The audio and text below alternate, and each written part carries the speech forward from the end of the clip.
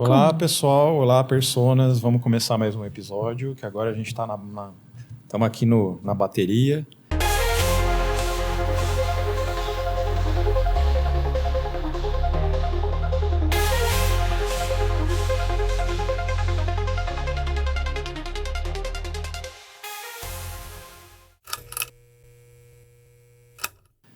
Isso. Diz aí, vamos falar do que hoje?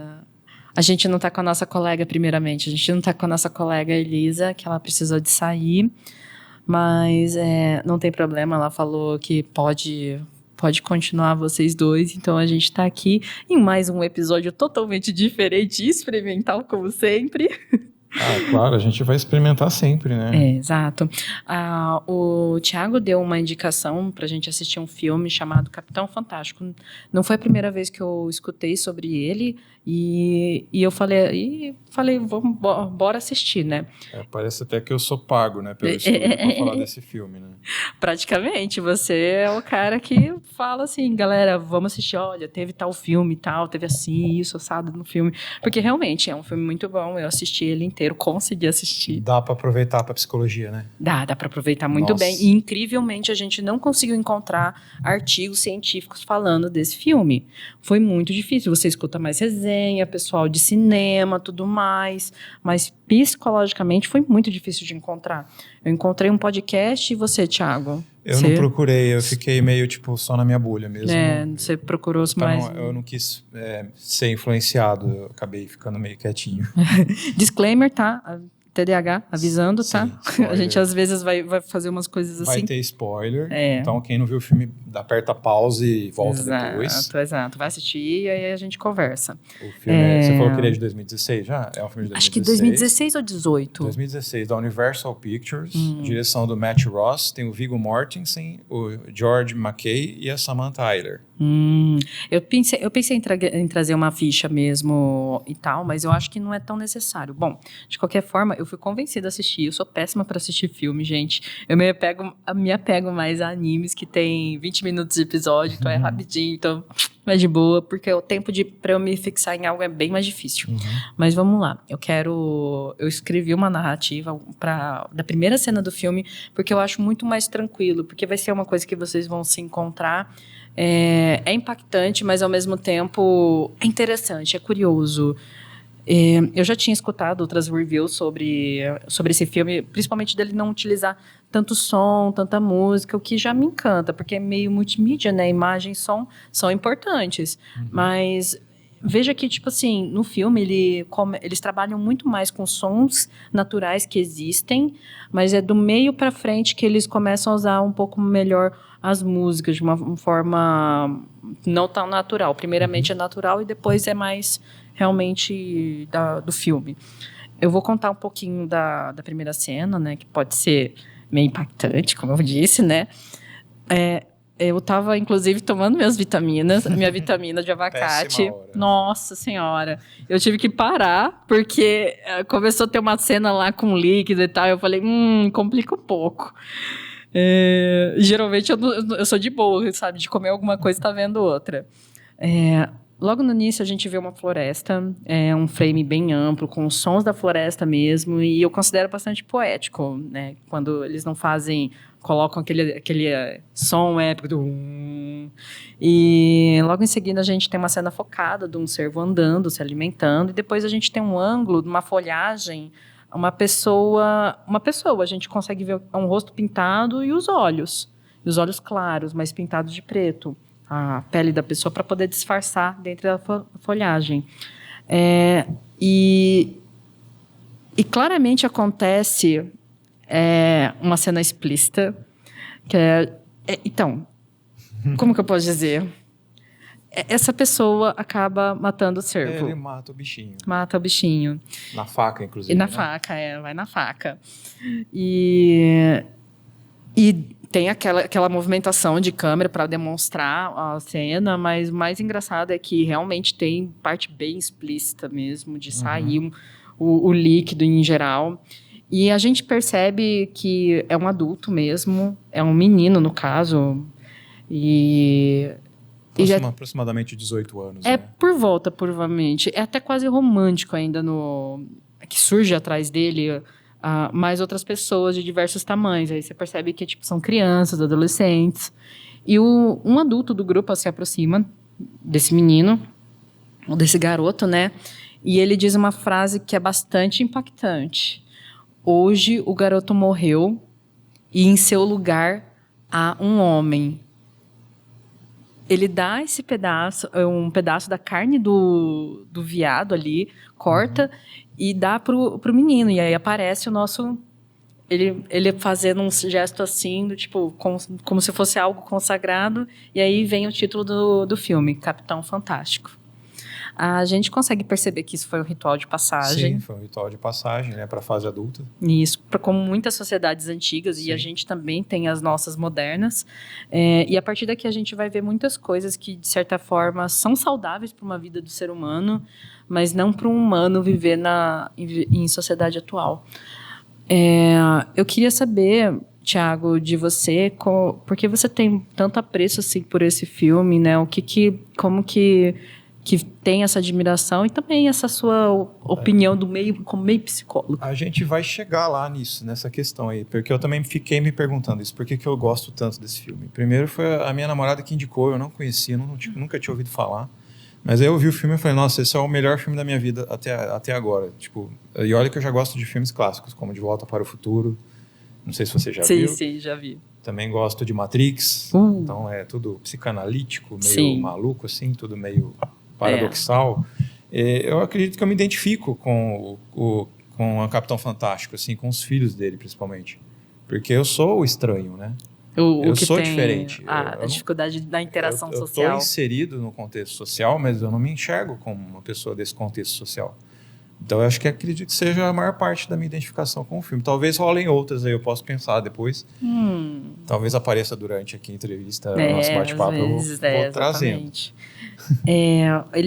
O filme ele trata de muitas habilidades que a gente tem, mas que muitas vezes a gente não utiliza, né? Como sociedade, por exemplo, a questão de leitura. Nossa, isso é muito característico no filme em vários momentos. Eles leem livros assim que a pessoa da idade dela não está nem pensando em ler. Criança de 8 anos lendo sobre a física quântica, né? Se eu não me engano. Sim, Tolstói. Nossa. Política, Constituição. O negócio é muito aprofundado. Eles leem muito. O pai deles, inclusive, faz uma checagem. Depois toma oralmente ali. Se ele entendeu, pede para ele explicar o que ele entendeu. E aí, se ele dá uma palavra tipo, eu achei incrível. Incrível é a palavra proibida. Você não pode dizer que uma coisa é incrível, porque incrível não fala nada, não quer dizer nada. É uma palavra vazia. Inclusive, que é uma das coisas que a gente aprende com o nosso professor, um Marcão, sobre essas palavras, né? Fácil, difícil, qual mais... certo e errado. As crenças limitantes, né? Certo, errado, melhor, da questão pior, das bom, crenças. mal. Então, o pai, ele colocou para as crianças que esse incrível, ele é limitante, ele não tem um significado. Você achou incrível, mas isso não explica nada. Agora eu quero que você me explique o que você achou deste livro. Inclusive, ela estava lendo um livro que não era nem ele não tinha nem indicado para ela ainda, que era um livro que falava sobre pedofilia. A Lolita, que era um cara que casou com uma menina mais nova, e aí ela falou, bom, eu tive ódio do cara, mas eu fiquei com dó dele, porque isso é muito errado, e aí ela explicou bem explicadinho, ele falou, parabéns. Ela entendeu o sentimento dele, porque era a maneira como ele via era muito bonita, mas infelizmente aquilo que ele estava fazendo era totalmente horrível. Ela tinha essa compreensão, mas foi a menina, acho que um pouco mais velha, não era de 8 anos, não. Foi a mais velha. Foi a mais velha. A de 8 anos perguntou o que era intercurso sexual. A pequena fazia perguntas de criança, né? E o engraçado é que ele respondia na lata. Na lata. E não precisava nem florear, não tinha uma historinha, tipo, sabe a abelhinha? Não tem a história da abelhinha, nem da cegonha. O que é estupro? Isso. É quando um cara, geralmente um homem, tem um intercurso sexual com uma mulher sem o consentimento dela. E aí ela vai perguntando, né? O que é o intercurso sexual? Então, é quando o pênis é colocado na vagina e os dois têm...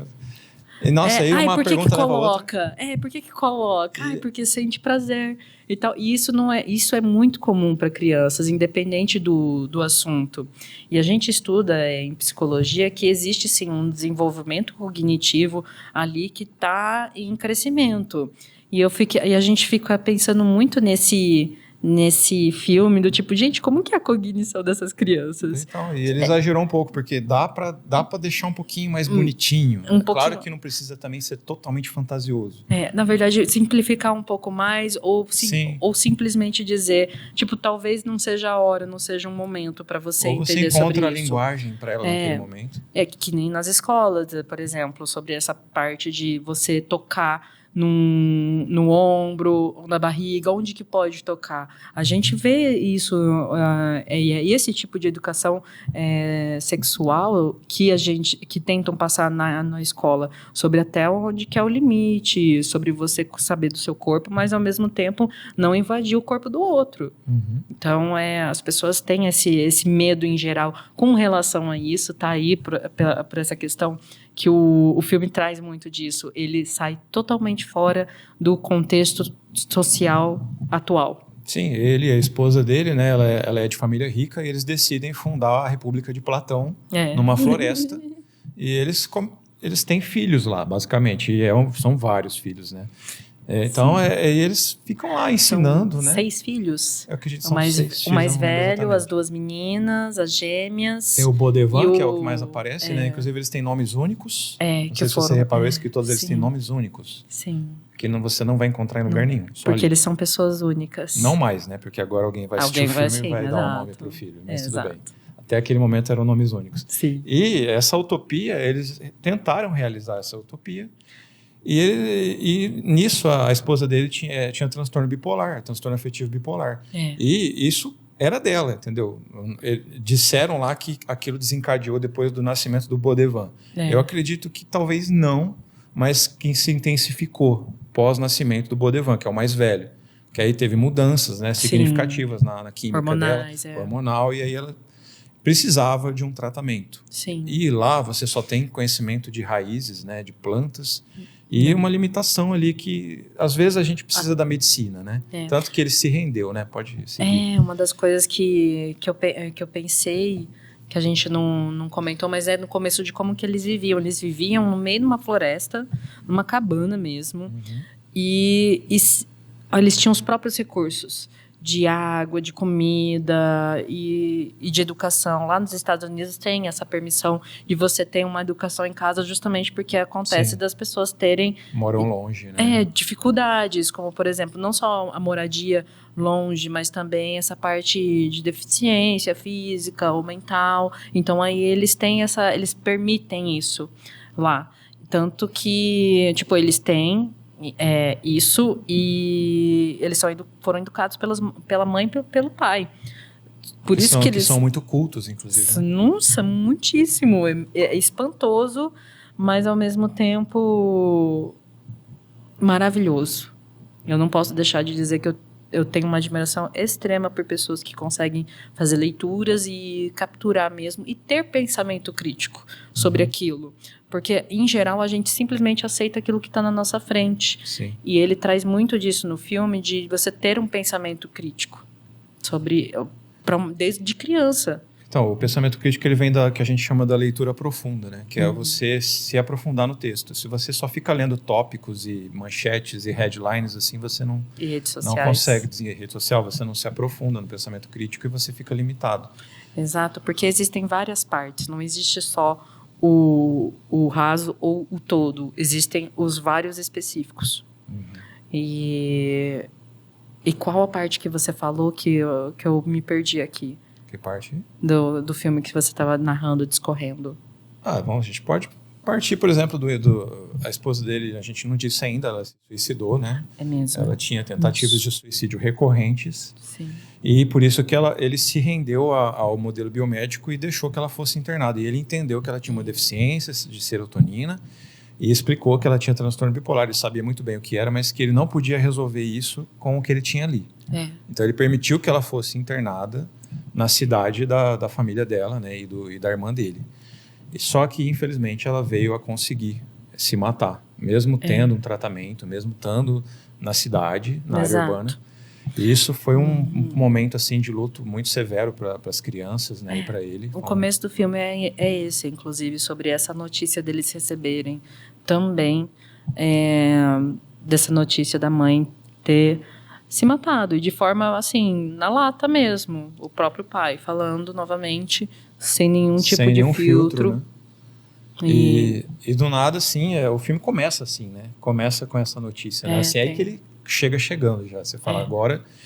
E aí, quem a gente faz? A gente vai pro velório?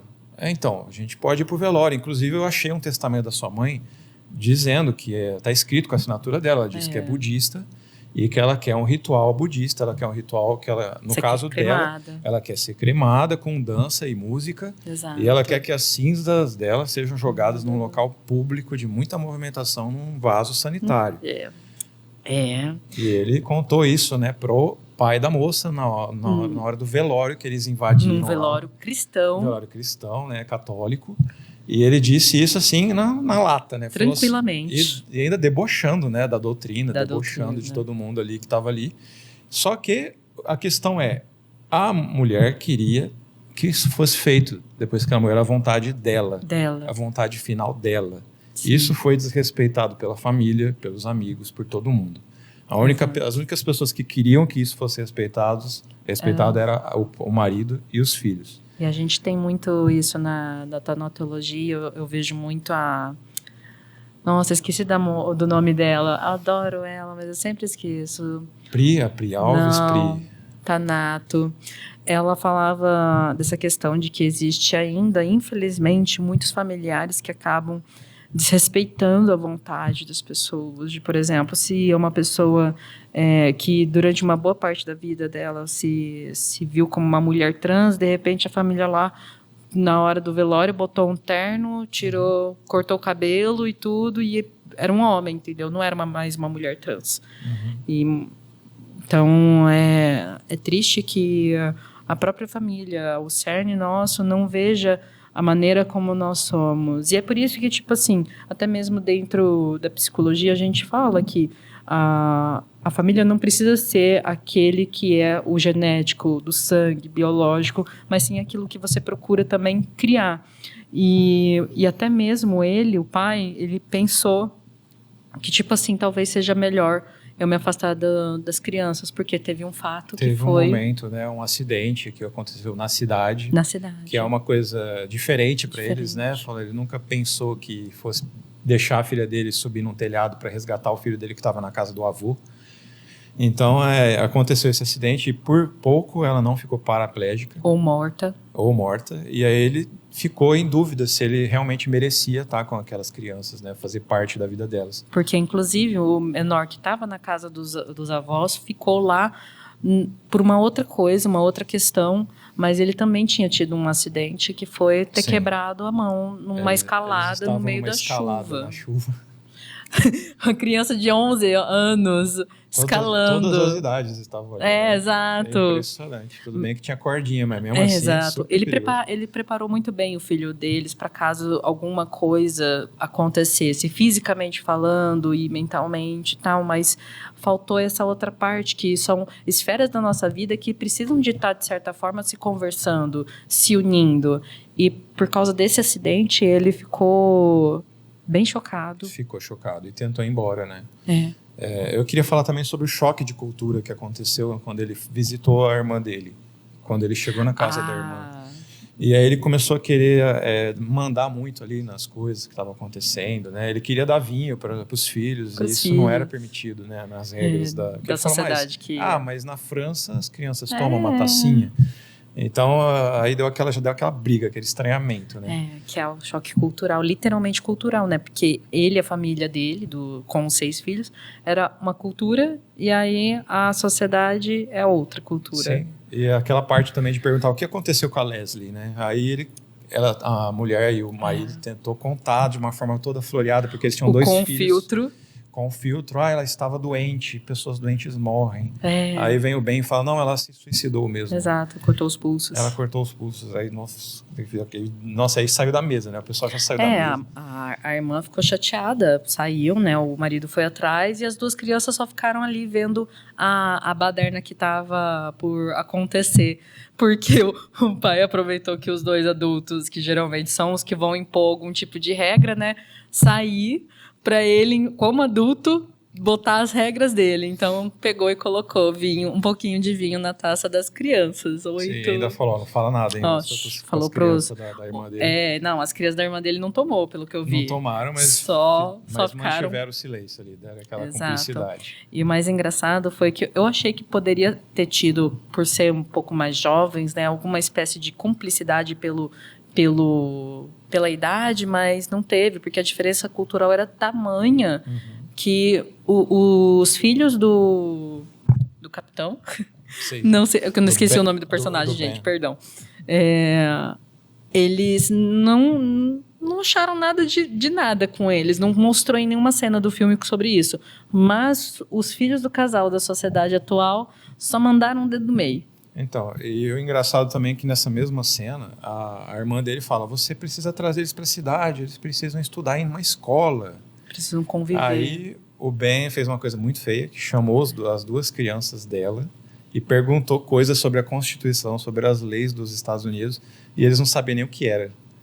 Não. E aí ele chamou a criança de 8 anos, que é para humilhar mesmo, não chamou o adulto, não chamou o adolescente, chamou a criança de 8 anos e perguntou a mesma coisa. E ela foi respondendo assim na lata. Primeiro ela respondeu no decoreba, as leis. Falou, não, eu não quero decoreba, eu quero que você me diga com as suas palavras. E ela falou com as palavras dela. O que ela entendia daquela lei. Que era muito incrível, que era exatamente sobre a questão de liberdade, de escolha, que é uma das propagandas culturais, né, sobre os Estados Unidos, de ter essa cultura liberta, que lá é o país dos sonhos. É a terra da liberdade, das oportunidades. Adoro. Mas, assim, sobre essa questão, eu acredito que não foi mais para corroborar aquilo que ele estava tentando dizer para a irmã dele. Sim, ele queria provar que eles não precisam morar na cidade, que a cultura deles estava ok, todo o conhecimento deles estava ok. E realmente isso estava. E a cultura deles, a parte do filme, só para vocês terem um entendimento. Foi dia 4, acho que ele colocou como sendo 4 de julho, feriado de um... Ele criou jogos mentais para ajudar as crianças a lidar com o luto. Um desses jogos mentais foi o dia do Noam Chomsky. Isso, obrigada. Que é uma pessoa extraordinária, que ainda está vivo, acho que é o maior intelectual vivo do mundo nesse momento. E ele é casado com uma brasileira, muita gente não sabe. Ele tem uma história com o Brasil, assim, que é... Que maravilha, vamos chamar ele para cá. Ele estava fazendo um tratamento aqui no Brasil. Inclusive, mataram ele no jornal, na notícia. E aí tem um cara que conhece ele, teve que desmentir. Porque a imprensa matou o coitado. Mas ele está vivo ainda. Ele está muito bem, ele trabalha ainda, ele não consegue parar de trabalhar. Ele é uma pessoa extremamente inteligente, mas assim, eu não sei o que você ia falar sobre isso, pode seguir. Senão... não, é sobre essa questão cultural tão diferente, que eles optaram por celebrar um dia aleatório. E o filho adolescente falou, mas eu quero comemorar o Natal como qualquer pessoa comum. Aí o pai falou assim, vamos abrir para o debate então, me prove por que a gente tem que comemorar o dia de um elfo mágico, em vez de enaltecer, de dar os parabéns para um senhor que fez muito pela humanidade. Aí o moleque ficou quieto e saiu andando. Exato. E é um ótimo filme para a gente também debater exatamente sobre a nossa cultura. Por isso que ele é reflexivo, por isso que provavelmente ele também foi muito impactante para você, porque definitivamente estar em sociedade é um desafio, não é uma coisa... Apesar da cultura deles também ser desafiosa, também ser parte de uma outra... Em qualquer cultura, qualquer contexto social, vai ser um pouquinho trabalhoso para que a gente possa se adaptar, tanto como nós, como ser individual, como também um ser cultural. E para a gente não estourar muito tempo, eu vou falar assim, sobre a moral da história, assim, que é uma coisa que aconteceu mais próximo do final, né? A gente vai dar a bala para vocês, podem... O filho, o Bodevan, ele passou em várias faculdades com a ajuda da mãe dele, pelas costas do Ben, que não aprovava isso. O Ben só aprovava que você tivesse cultura, mas que não que você fosse para uma universidade, que você estudasse de forma no homeschooling, que você cadastrasse isso no governo para você ter o respaldo de entrar numa universidade, né? E ele contou para o pai dele, jogou todas as cartas de admissão lá, que ele foi aprovado em várias, e as melhores do país, pelas costas do pai. E aí o pai dele falou, você não precisa disso, você sabe 6 línguas, você não sei o quê. E aí ele falou, pai, ele começou a gritar com o pai dele, pai, eu sou uma aberração. Eu não sei fazer nada, eu não sou nada. Se não tiver na P de um livro, eu não sei de nada. Ou seja, a moral da história que eu entendi foi o seguinte, eles tinham tudo, tinha toda a cultura que eles poderiam receber, mas faltou ali a interação social, eles tinham que ter convivência, eles, nem que seja outras tribos ali em volta, mas tinha que ter essa interação, entendeu? O coitado não conseguia namorar a menina que começou a flertar com ele. Exato. Então, eu nem acho me fala assim, dessa cena, que essa cena é uma vergonha alheia pura. foi Enfim, mesmo. foi.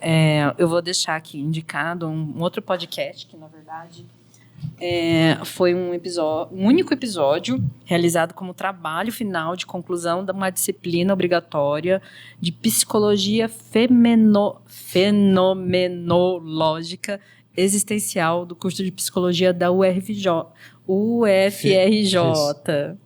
sobre a orientação da professora Lívia Arrelias. É muito bom, eles falam muitos termos técnicos. Para quem é de estudante de psicologia, vale a pena vocês checarem também, tá bom? É um episódio tão curto quanto o nosso. O nosso vai ser uma questão mais aberta, mais crítica, mais realmente dando spoilers, e deles já é mais técnico na parte de psicologia. A gente queria ter feito alguma coisa desse tipo, mas o objetivo do podcast é dar essa acessibilidade para vocês de diferentes temas, mas também para entreter. Então, a gente espera que vocês tenham gostado do que a gente veio falar. E, Tiagão, quer falar mais alguma coisa? Eu queria tentar resgatar uma frase aqui do Noam Chomsky, que foi dita no filme. Talvez até 2 frases, uma do Noam Chomsky e outra do Ben. A primeira do Noam Chomsky é: se você acredita que não há esperança, você garante que não haverá esperança. Se acredita que há instinto de liberdade, que há oportunidade para mudar o mundo, então há possibilidade de poder contribuir para fazer um mundo melhor. Noam Chomsky. Então isso aí é fodástico, né? E no final, o Ben, quando ele está se despedindo do filho dele, que está indo viajar, né, para uma aventura na Namíbia, que ele só apontou no mapa, ele virou o globo terrestre, apontou no mapa, deu Namíbia.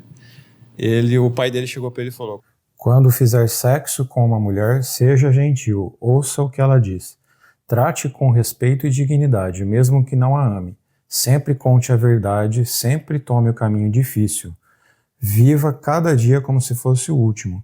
Pode beber, seja aventureiro, ousado, mas aproveite, pois acaba rápido, e não morra. Bem profundo, né?